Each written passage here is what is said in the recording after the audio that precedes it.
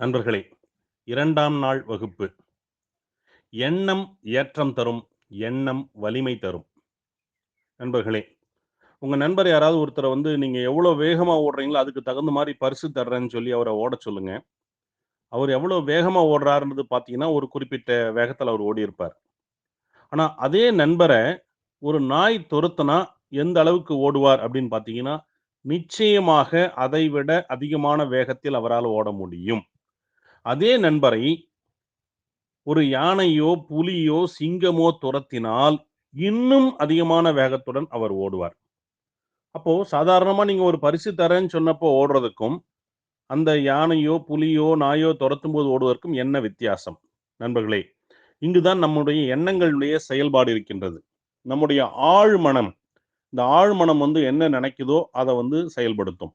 இந்த ஆழ்மனது வந்து ரொம்ப ரொம்ப பவர்ஃபுல்லானது. நம்ம மனசு வந்து 2 அடுக்குகள கொண்டது. வெளி மனசு வந்து 10% தான் அதனுடைய பவர். ஆழ் மனசுனுடைய பவர் வந்து 90%. அந்த ஆழ் மனசு உங்களுக்கு எப்போவெல்லாம் சப்போர்ட் பண்ணுதோ, அது சப்போர்ட் பண்ற விஷயங்கள நீங்க ஈஸியா செய்ய முடியும்.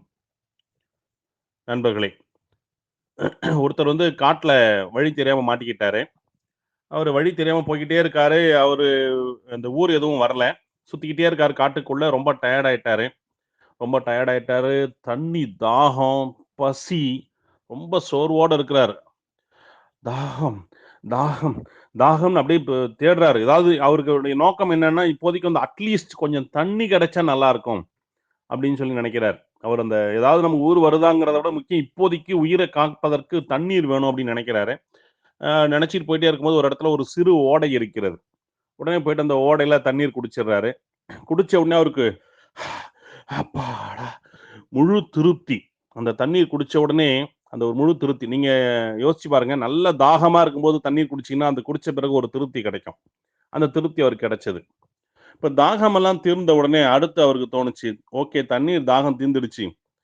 இப்ப பசிக்குது. எனக்கு வந்து ரொம்ப பசிக்குது. ஏதாவது எனக்கு சாப்பிட வேணும். இந்த காட்டுல போய் என்ன கிடைக்கும்? ஏதாவது பழங்கள் கிடைச்சா கூட நல்லா இருக்கும்னு சொல்லி தேடிக்கிட்டே திரும்ப நடந்து போய்க்கிட்டே இருக்காரு. அடுத்து வந்து பார்த்தீங்கன்னா, ஒரு சோலை மாரி வருது. அந்த இடத்துல வந்து எல்லா பழங்களும் கிடைக்குது. மா, கொய்யா, வாழை எல்லா பழங்களும் அவருக்கு கிடைக்குது. எல்லாமே சாப்பிடுறாரு. சாப்பிட்ட உடனே பசி அடங்கிடுச்சு. இப்போ ரொம்ப திருப்தி. அந்த சாப்பிட்ட அந்த ஒரு டயர்ட்னஸ் உண்ட களைப்புல ஒரு மரத்தடியில உட்கார்ந்திருக்காரு. அப்ப நினைக்கிறார், ஓகே தண்ணி கேட்டோம், தண்ணி கிடைச்சது. ஏதாவது சாப்பிட வேணும்னு கேட்டோம், பழங்கள் கிடைச்சது. ரொம்ப சுகமா இருக்கு. இந்த மாரி காட்டுல மயில்கள்லாம் இருக்குமே, ஒரு மயில் வந்து அழகான மயில் தோகை விரித்து ஆடினால் எப்படி இருக்கும்? ரசிக்கலாமே அப்படின்னு நினைக்கிறாரு. அப்போ அந்த இடத்துக்கு ஒரு மயில் வருது. தோகை விரித்து அழகா ஆடுது. அத ரசிக்கிறாரு. அத ரசிச்ச உடனே அப்புறம் அந்த மயில் போயிடுச்சு. அதுக்கப்புறம் யோசிச்சார். நம்ம தண்ணி கேட்டோம், தண்ணி கிடைச்சது. சாப்பிடறதுக்கு ஏதாவது கேட்டோம், பழம் கிடைச்சது. இந்த மயில் ஆடினா நல்லா இருக்கும்னு நெனைச்சோம், மயில் ஆடியது. ஒருவேளை நம்ம சிங்கத்த நெனைச்சா, சிங்கம் வந்து நம்மள சாப்ட்டுருமா? அப்படின்னு நெனைச்சாரு. அங்க ஒரு சிங்கம் வந்தது. அவர சாப்ட்டுடுச்சு. நண்பர்களே, இந்த கதையிலிருந்து என்ன தெரியுது? எண்ணங்கள், உங்கள் எண்ணங்கள் எதுவோ, அது அப்படியே செயல்படுத்தப்படும். எதுவாக நினைக்கிறாயோ, அதுவாகவே ஆவாய். இந்த 33 கோடி தேவர்களும் ததாஸ்து, ததாஸ்துன்னு சொல்லுவாங்கன்னு சொல்லுவாங்க. அதாவது, நீங்க என்ன நினைக்கிறீங்களோ, ஓகே அப்படியே ஆகட்டும். நான் இப்படி பெரிய ஆள் ஆகணும்னு நினைக்கிறேன், அப்படியே ஆகட்டும். என்னால வாழ்க்கையில முன்னேறவே முடியாது, அப்படியே ஆகட்டும். நான் ஜெயிப்பேன், அப்படியே ஆகட்டும். அப்ப நாம என்ன நினைக்கிறோமோ, அந்த எண்ணங்கள் வலிமையாக செயல்பட்டு, உங்க மனசுக்கு ஒரு புத்துணர்ச்சியை கொடுத்து, உங்களை செயல்பட வைக்கும். நண்பர்களே, இதுபோல நேர்மறை எண்ணங்களை வலுப்படுத்த தியானம் உதவும். ஆனா, நேர்மறை எண்ணங்கள வலுப்படுத்தணும் அப்படின்னு சொல்லிட்டு, இந்த தியானம் பண்றவங்க என்ன பண்ணுவாங்கன்னா, அந்த தியானத்திற்காக வலுக்கட்டாயமாக புலன்களை அடக்கி கஷ்டப்பட்டு உட்கார்ந்திருப்பாங்க.